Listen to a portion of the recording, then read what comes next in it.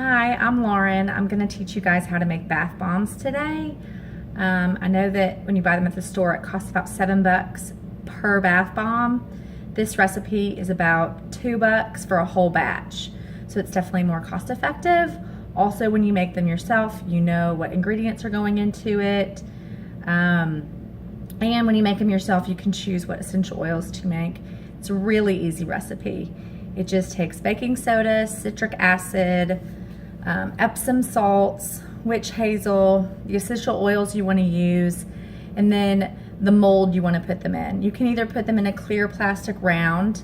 You can get these on Amazon. They're just ornament rounds. They're great if you want the round shape. The only thing is that the witch hazel activates the citric acid so it can expand and bust out. So definitely want to tape these together. You can also use silicone molds. I don't have any of those, so I'm just going to use good old cupcake wrappers in a cupcake tin, and that's how I'm going to set it up. So just like making a cake, you're going to do all of your dry ingredients first. So first you need 2.5 cups of baking soda. We get our baking soda and actually all of these ingredients from Costco because we want to get them in bulk. We burn through them so quickly when we do our detox baths, or I make my own air freshener, sugar scrubs, etc. All of those things kind of use the same ingredients, so it's nice in that respect to get it in bulk. You're going to need 1 cup of Epsom salts and 1/4 cup of citric acid, which is here. I'll show you guys. I mean, it's just like a big bowl of white stuff. You can't even really see it because this bowl is so big. So once you have that, then what you're going to do is you're going to mix your witch hazel in. I like to use my hands, which gets kind of gross, but the consistency you want is wet sand, and so a lot of recipes call for you to use the witch hazel and spray it on. I do not recommend this. It automatically makes that fizz, and it gets, you don't want it to be fizzing because you want it to, the citric acid not to be activated until you throw it in your bath. So just one other thing about the witch hazel, I get Thayer's witch hazel. It's aloe vera formula, alcohol free. You're gonna need that. So I just pour in a little bit at a time and mix it by hand. The consistency you want, like I said, is wet sand, so it gets really gooey. This would be great to do with kids. I have a 2-year-old, he cannot handle it, but like I think a 5-year-old could handle it. So you just mix in by hand your witch hazel, and then,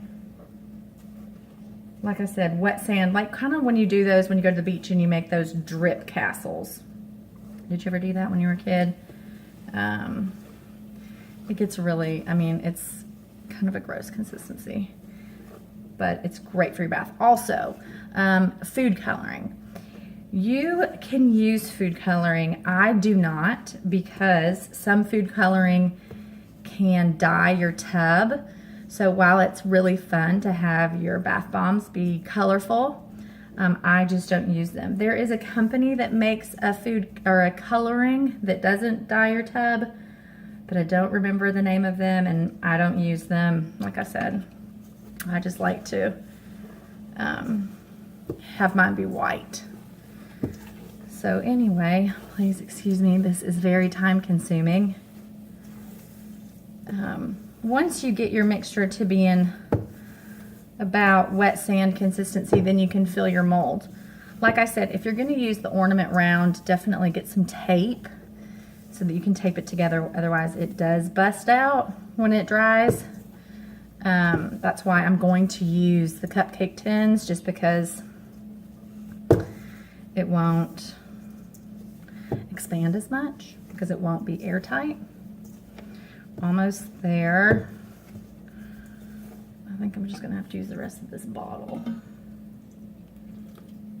Yeah, okay. So the citric acid is going to foam a little bit, but it foams a lot less when you do it by hand versus spraying it on, because this, for whatever reason, the spray just really activates it. So now I have a good consistency. I'll show you.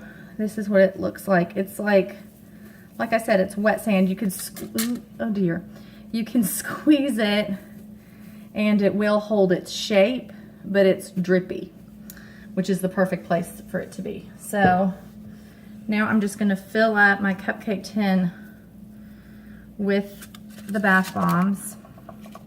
I'm gonna use my hand because my hand is already gross, so I don't really care about trying to keep my hands clean because they're not.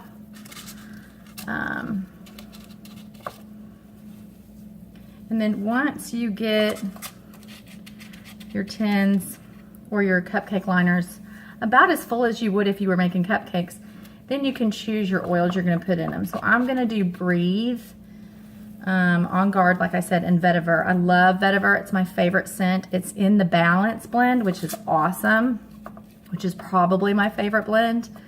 It's really soothing and relaxing and super calming down. So like after a stressful day, or, you know, just you need to unwind and you don't have any wine, Vetiver is an awesome oil to go to. On Guard, obviously, is a protective blend. That's really good for winter, for cold season, or when the ick is going around and you want to keep it out of your house. It's a great time to use it. So I'll show you guys. I have the cupcake tin. They're all filled up. And then I'm just gonna take each oil and do about 2 drops per bomb.